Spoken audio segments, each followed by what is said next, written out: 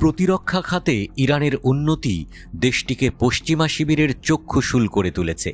Hypersonic মিসাইলবাহী ছোট জলযান, নিজেদের তৈরি এয়ারক্রাফট ক্যারিয়ার দিয়ে দেশটি বাকি পৃথিবীর কাছে নিজেদের সামরিক সক্ষমতার প্রমাণ দিয়েই চলেছে।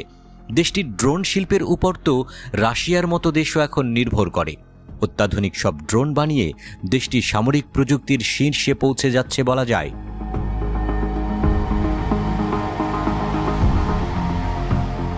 1980-র দশকে ইরানের উপর চাপিয়ে দেয়া যুদ্ধের সময় কয়েক ডজন আকাশ প্রতিরক্ষা অভিযানের গর্বিত ইতিহাসকে স্মরণ করেছেন মেজর জেনারেল মুসাভি। দেশের গুরুত্বপূর্ণ স্থাপনাগুলোকে রক্ষা করার সাথে সাথে আকাশ থেকে ধেয়ে আসা হুমকির বিরুদ্ধে পাহারা, নতুন প্রযুক্তির আবিষ্কার, নজরদারি এবং শত্রুর মোকাবেলায় হাজার হাজার দিন ও রাত পার করে দেশের আকাশকে নিরাপদ রাখার কথা দিনটি মনে করিয়ে দেয় বলেন তিনি।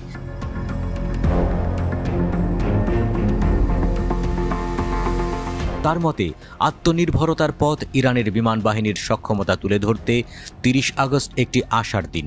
জ্ঞানভিত্তিক এবং একাডেমিক কোম্পানিগুলোর সাথে ইরানের বিমান বাহিনীর বাড়তে থাকা মিথস্ক্রিয়া এবং সেই সাথে প্রতিরক্ষা মন্ত্রণালয়ের মাধ্যমে শত্রুদের জবাব দিতে ইরান সফল হয়েছে।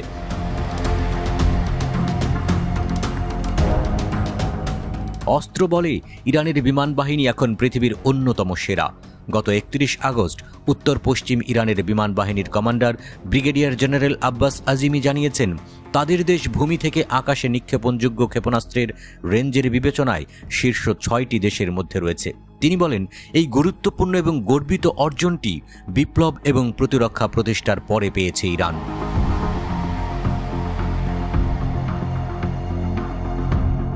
1979 সালে ইসলামী বিপ্লবের আগে সমস্ত বিমান প্রতিরক্ষা সরঞ্জাম বিদেশ থেকে আমদানি করা লাগত।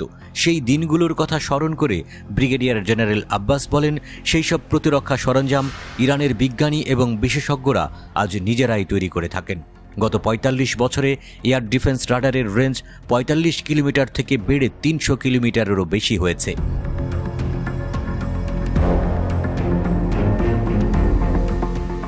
ব্রিগেডিয়ার জেনারেল আব্বাস আজিমি আরও বলেন, এই সময় ইরানের আকাশ প্রতিরক্ষা ব্যবস্থা দেশটির আকাশের মাত্র 30% উপর নজরদারি করার সীমাবদ্ধতা ছিল, কিন্তু আজ ইরানের আকাশ শতভাগ সুরক্ষিত বলে জানিয়েছেন তিনি।